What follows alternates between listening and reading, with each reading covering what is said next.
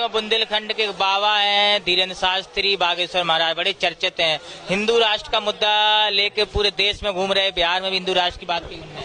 देखिए, मैं बता दूं आपको, आप लोग थोड़ा कंफ्यूजन में है। जो धीरेन्द्र शास्त्री हैं, एक प्रकार से मैं बताऊं आरएसएस और बीजेपी के प्रवक्ता हैं। दूसरी बात मैं बताऊं कि कुछ झंडुओं ने उस पंडू को बनाया है, ठीक है। वो कोई ऐसा नहीं है कि मतलब कुछ प्लानिंग से ही बनाया है। तो हम ऐसे झंडुओं को नहीं मानते हैं, भले वहां पे कितनी भी भीड़ आ जाए, क्योंकि इस देश में संविधान चल रहा है। हिंदू राष्ट्र की बात करते हैं, उनके बाप में दम है, कोई एक गांव बना दे हिंदू राष्ट्र, हिंदू गांव बना के दिखाएं। और हम कहते हैं क्या लिखा है प्रस्तावना, एक बार प्रस्तावना पढ़ के दिखाएं। और उस मंच से जो लगाते हैं, जहां से हिंदू राष्ट्र की बात करते हैं, एक बार प्रस्तावना पढ़ें। हम भारत के लोग, भारत में संपूर्ण प्रभुत्व संपन्न समाजवादी लोकतांत्रिक गणराज्य बनाने के लिए उसमें समस्त जो राजनीतिक है, सामाजिक है, विचार, अभिव्यक्ति, सारे जो उसमें पॉइंट दिए हैं, एक बार वो पढ़ ले, क्योंकि उनके बाप ने भी नहीं पढ़े होंगे, इसलिए अनाप शनाप यहाँ वहाँ जाके बोलते रहते हैं। नमस्कार, आप देखें राजधानी समाचार। बात की जाए मध्य प्रदेश की राजधानी भोपाल की, और भोपाल में लगातार तमाम संगठन 2023 चुनाव को लेकर तैयारी कर रहे हैं। ओबीसी महासभा मध्य प्रदेश में बड़ा संगठन है, वह पूरे जिले, जो मध्य प्रदेश के तमाम जिले हैं, तमाम जिले में विस्तार भी है। आज तमाम जिले के जिलाध्यक्ष, जिला प्रभारी बैठक में आए। हमारे साथ महेंद्र सिंह लोधी हैं, जो ओबीसी महासभा के कार्यकारिणी सदस्य हैं और सबसे बड़ी राष्ट्रीय कार्यकारिणी मेंबर हैं। सबसे बड़ी बात है कि बिहार के जो मंत्री हैं, शिक्षा मंत्री चंद्रशेखर यादव भी आज आए। क्या कहा चंद्रशेखर यादव ने और क्या ओबीसी महासभा को? देखिए, माननीय शिक्षा मंत्री चंद्रशेखर यादव जी, क्योंकि ऐसी धरती से आए थे जहां से गौतम बुद्ध हैं, और उन्होंने ये समझाने का प्रयास किया है कि हमारा दुश्मन कौन है और दोस्त कौन है। तो उन्होंने सारे जो इनके गीता पुराण और सारी जो मनुस्मृति सब कुछ था, उनमें से सारी तथ्य निकाल के ये सिद्ध करके बताया है कि हम इस देश के मालिक हैं, और वो जो मनुवादी हैं वो इस देश के नहीं हैं, वो हमारे ऊपर आधिपत्य बनाए हुए हैं, इसलिए हमें उनसे लड़ना है, ये उन्होंने कहा है। आप भी बुंदेलखंड से आते हो, बुंदेलखंड के बाबा हैं धीरेन्द्र शास्त्री बागेश्वर महाराज, बड़े चर्चित हैं। हिंदू राष्ट्र का मुद्दा लेके पूरे देश में घूम रहे, बिहार में भी हिंदू राष्ट्र की बात की उन्होंने। देखिए, मैं बता दूं आपको, आप लोग थोड़ा कंफ्यूजन में है। जो धीरेन्द्र शास्त्री हैं, एक प्रकार से मैं बताऊं आरएसएस और बीजेपी के प्रवक्ता हैं। दूसरी बात मैं बताऊं कि कुछ झंडुओं ने उस पंडू को बनाया है, ठीक है। वो कोई ऐसा नहीं है कि मतलब कुछ प्लानिंग से ही बनाया है। तो हम ऐसे झंडुओं को नहीं मानते हैं, भले वहां पे कितनी भी भीड़ आ जाए, क्योंकि इस देश में संविधान चल रहा है। हिंदू राष्ट्र की बात करते हैं, उनके बाप में दम है, कोई एक गांव बना दे हिंदू राष्ट्र, हिंदू गांव बना के दिखाएं। और हम कहते हैं क्या लिखा है प्रस्तावना, एक बार प्रस्तावना पढ़ के दिखाएं। और उस मंच से जो लगाते हैं, जहां से हिंदू राष्ट्र की बात करते हैं, एक बार प्रस्तावना पढ़ें।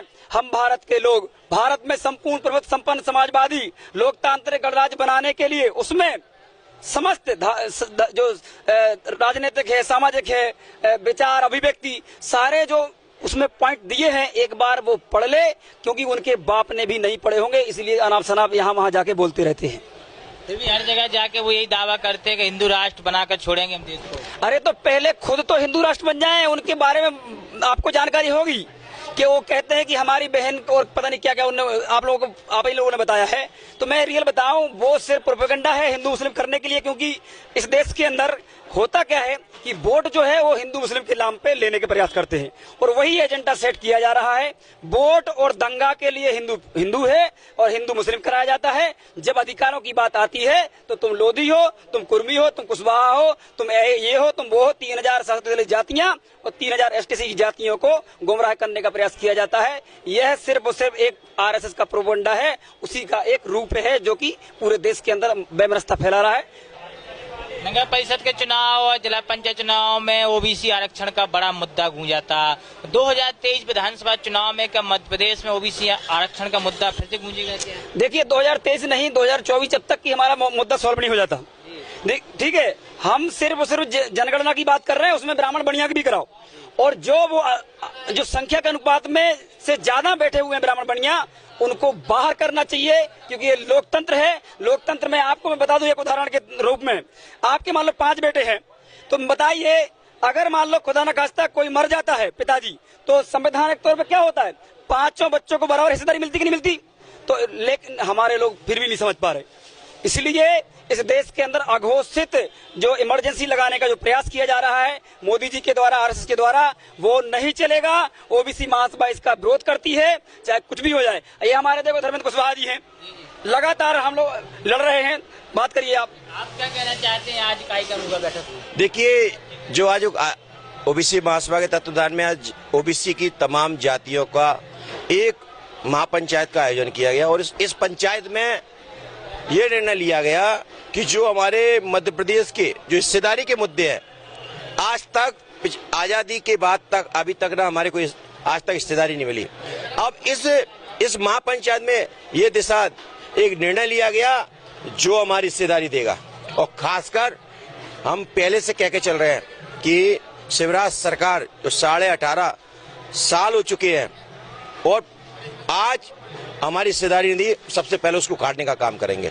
जो हमारी हिस्सेदारी और हमारे मुद्दों को पूरी तरह से लागू करेगा, हाँ, पिछड़ा वर्ग उनके साथ जाएगा। और क्षेत्र में बड़ा कुशवाहा समाज का वोट में बैंक माना जाता है, किधर कुशवाहा समाज ओबीसी महासभा जाएगी? देखिए, एक बात बोलिए, ये कुशवाहा नेताओं से बात करिए इस बात के लिए। मैं ओबीसी का एक छोटा सा सिपाही हूँ। मैं तो सीधी बात जमात की बात करने वाला हूं। और जो शरद यादव जी ने, लालू यादव जी ने और साहब कांसी राम जी ने जो दर्शन दिया जमात का, उस काम के लेकर मैं कहना चाहता हूं कि चंबल में 85% के लोगों के जो प्रत्याशी बनेंगे, जो SC ST OBC के प्रत्याशी बनेंगे, उन्हीं को वोट दिया जाएगा। इसके अलावा किसी को वोट नहीं दिया जाएगा। खुलकर कह दिया है धर्मेंद्र कुशवाहा ने भी कि जो चंबल में ओबीसी महासभा के लोग उतरेंगे उन्हीं को वोट देंगे। देखना होगा 2023 में ओबीसी महासभा क्या भूमिका निभा रही है और क्या तीसरा मोर्चा उभर के उभरेगी क्या मध्य प्रदेश की राजनीति। जुड़े न्यूज़, भोपाल, मध्य प्रदेश।